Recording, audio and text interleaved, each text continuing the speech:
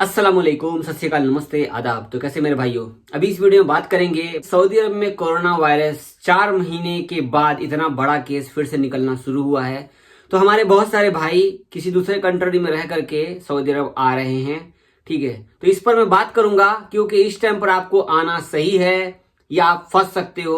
तो वीडियो आप पूरा देखना ताकि आप कहीं फिर से जो दुबई में जैसे फंस गए लोग वैसे आप ना फंस जाओ। तो सबसे पहले मैं आपको आज का कोरोना का रिपोर्ट शेयर करना चाहूंगा। कल के रिपोर्ट से आज 24 मार्च को 466 केस निकले, आप देख सकते हो।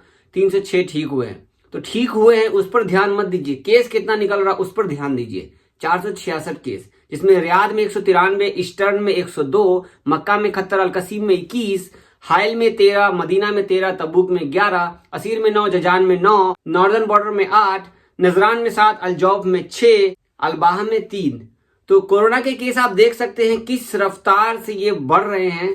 तो ऐसा ही पिछली बार भी हुआ था जब पहली बार दुबई में लोग फंस गए थे, फिर खोल दिया गया था 2 हफ्ते के बाद में, लेकिन सेकंड टाइम फिर बंद कर दिया गया, जो कि अभी भी बंद है। 20 दिनों की फ्लाइट अभी भी आप लोग नहीं आ सकते सऊदी अरब में डायरेक्ट दुबई से या कहीं से भी।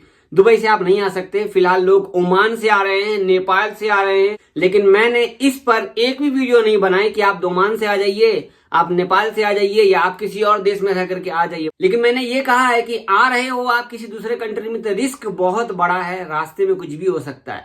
तो इस टाइम पे जो पोजीशन है, 466 केस निकले हैं, खुदा ना खास्ते आप लोग किसी और कंट्री में है। जिस तरीके से दुबई में हमारे भाई लोग अभी भी इंतजार में है, छोटी सी आस में है कि भाई फ्लाइट खुल जाए, हम लोग अपने काम पर चले जाएंगे, वापस घर नहीं जाना चाहते। दोबारा से वीजा भी एक्सटेंड करना है, क्या करना है समझ से बाहर है। तो आप लोग इस टाइम पर अगर आप किसी दूसरे कंट्री में, मैं किसी कंट्री का नाम नहीं ले रहा हूं, लेकिन आप किसी दूसरे कंट्री में रहकर क्वारंटाइन में वहां से सऊदी अरब में एंटर करना चाहते हैं तो सोच समझ कर निकलिए, क्योंकि कोई ठिकाना नहीं है। आप आए, क्वारंटाइन में रहें और यहां पर लॉकडाउन लगा दे। इसी तरीके से पहले भी हुआ है, मैं आपको सही से समझा रहा हूं। इस टाइम पे आप रिस्क लोगे, अभी मेरे हिसाब से आप जहां हो वहीं रुक जाओ। इमरजेंसी है आपको आना तो किसी तरीके से आप रिस्क लो। फिर से वही वाला बात है कि अब रास्ते में आओगे कहीं, फिर ये लोग बंद कर दिए। जो केस जिस तेजी से बढ़ रहा है पता नहीं। अब लोग तो हमारे भाई लोग कमेंट कर रहे हैं कि भाई अब तो जावेद भाई सपना ही हो गया सऊदी अरब जाना। अब जावेद भाई तो सऊदी अरब तो जानबूझ के बढ़ा रहा है, जावेद भाई सऊदी अरब तो खोलना ही नहीं चाहता। भाई यहाँ पर जो अपडेट आ रही है वो हम आपको बता रहे हैं। अब यहाँ से क्या है नहीं है वो अलग बात है। जो केस निकल रहे हैं वो केस ही निकल रहे हैं। यहाँ की रेजिडेंस जो लोग सऊदी लोग हैं उन लोगों को सऊदी गवर्नमेंट झूठ नहीं बोलेगा कितने केस निकल रहे हैं, उतने केस निकल रहे हैं। तो मेरा बस ये मानना है कि अगर आप लोग इस टाइम किसी दूसरे कंट्री में रह करके आ रहे हैं, खुदा ना खास्ते बीच में अगर बंद हो गया तो फिर आप जिस तरीके से दुबई में हमारे भाई लोग फंसे हुए हैं वैसे ही आप लोग भी फंस जाओगे। मगर रिस्क अभी बहुत बड़ा है। इस टाइम पर आप किसी से भी काम करवा रहे हैं, कोई भी ट्रैवल एजेंट से काम करा रहे हैं, वो भी आपको यही बोलेंगे कि आप जा तो रहे हैं ठीक, लेकिन रिस्क आपका ही होगा, हम सिर्फ काम करवा रहे हैं। कल को आप फंसते हो, दुबई में फंसे हुए भाई लोग, कल को आप फंसते हो कहीं पर तो फिर आपको जो ट्रैवल एजेंट है वही बोलेंगे हमने तो आपको पहले ही कहा था कि माहौल सही नहीं है। किसी भी कंट्री में आप रह करके आ रहे हो सऊदी अरब में तो बी केयरफुल भाई। रिस्क ले रहे हो ठीक है, लेकिन यहाँ की जो हालात है वो सही नहीं है। इस टाइम पे आप अगर आए रास्ते में फंस गए तो आपका और बुरा हाल हो जाएगा। ऐसा ना हो कुछ ऐसी खबर आए जो खबर हमें सुनना ही पसंद नहीं है। ऐसा ना हो कि ऐसी खबर आए, सुनना पसंद ना हो, आप लोगों को भी सुनना पसंद ना हो। बेसिकली आपको पता है कि हमारे इंडियन भाई कैसे कैसे इंतजार करते करते करते करते थक के चूर हो गए, लेकिन फ्लाइट तो वहां से खुली नहीं। वाया होकर के भी आ सकते तो वो भी अब उम्मीद टूट चुकी है। इस टाइम पे लोग कैसे इंटर करेंगे सऊदी अरब में, बुरा हाल बना हुआ है और यहाँ पर केस ऐसे निकल रहे हैं। तो आप लोगों को समझ में आया क्या मैंने कहा आपको? आपकी सेफ्टी आपके हाथ में। किसी कंट्री में रुक करके आप आ रहे हैं, अगर आप फंस गए फिर आप कहीं के नहीं रहोगे, फिर वही वाला हाल होगा जो दुबई में लोग फंसे हुए हैं। अब मैं आपको शेयर करने वाला हूँ कि हमारे बहुत सारे भाई एक सवाल करते हैं, जावेद भाई इस टाइम पे उम्रा करने के लिए दवा लगाना जरूरी है? तो मैंने कहा जैसे कोई अपडेट आता है इस बारे में आपको जरूर बताऊंगा। तो आपके लिए एक अच्छी न्यूज है। आपको मैं गल्फ हिंदी का स्क्रीनशॉट शेयर कर रहा हूं, तो आपको मैं पढ़ के सुना रहा हूं। बता दें कि स्वास्थ्य मंत्रालय के अनुसार 18 से 70 वर्ष के निवासी और प्रवासी मतलब रेजिडेंट्स और गैर मुल्की वो उम्रा परमिट के लिए आवेदन मतलब कि उम्रा परमिट के लिए आप रजिस्ट्रेशन कर सकते हो। इसी में मंत्रालय की तरफ से कहा गया है कि उम्रा परमिट लेने के लिए आपको वैक्सीन लेने की जरूरत नहीं है। अगर आपने वैक्सीन नहीं लगाई है तो आप भी उम्रा कर सकते हैं।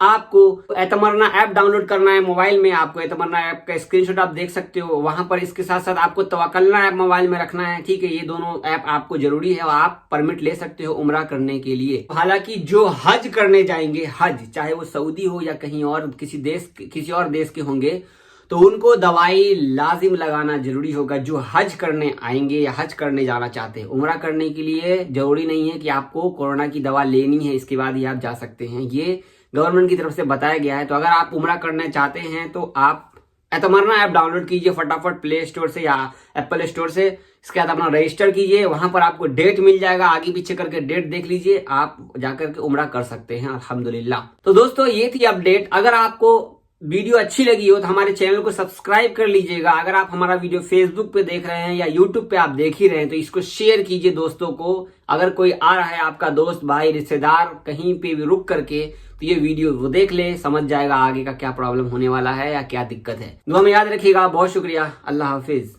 वसीम भाई और हमारे प्यारे भाइयों, तो वसीम भाई का कमेंट है कि इनकी कंपनी खुद ही इनका एग्जिट लगा रही है क्योंकि गोसी का रिक्वेस्ट इन्होंने एक्सेप्ट नहीं किया है इस पर। तो आप लोगों को क्या लगता है 14 मार्च का जो कानून आया है तो इससे क्या हम गैर मुल्कियों का फायदा है? मुझे तो 2% भी फायदा नहीं लग रहा। घुमा फिरा करके हमें ही फंसा लिए बीच में। एग्जिट नहीं जाना, एग्जिट भेज देंगे, लाइफ टाइम नहीं आ सकते। छुट्टी जाएंगे वापस नहीं आएंगे, लाइफ टाइम नहीं आ सकते। डिपोर्ट कर देंगे, लाइफ टाइम नहीं आ सकते। सिर्फ उम्रा और हज करने आ सकते। तो इस टाइम पे आप अगर कंपनी की बात नहीं सुनते हो तो एग्जिट लगा दे रहे हैं। मुसीबत ही है, मुसीबत है। अब आपका ओल्ड कॉन्ट्रैक्ट है, अगर इस टाइम पे आपको एग्जिट लगा दे रही है तो आप वापस नए वीजा पर आ सकते हो क्योंकि आपने नया कॉन्ट्रैक्ट नहीं किया है। देखिए, जब मैंने वैक्सीन लेने के लिए अपॉइंटमेंट लिया सेहती ऐप पर, तो इतना आसान नहीं है जो अपॉइंटमेंट मिल जाएगा। आपको टाइम बताता हूँ, और रात के 11 बजे 12 बजे 1 2 3 बजे थोड़ा रिलैक्स रहता है, ऐप पर आदमी कम रहता है।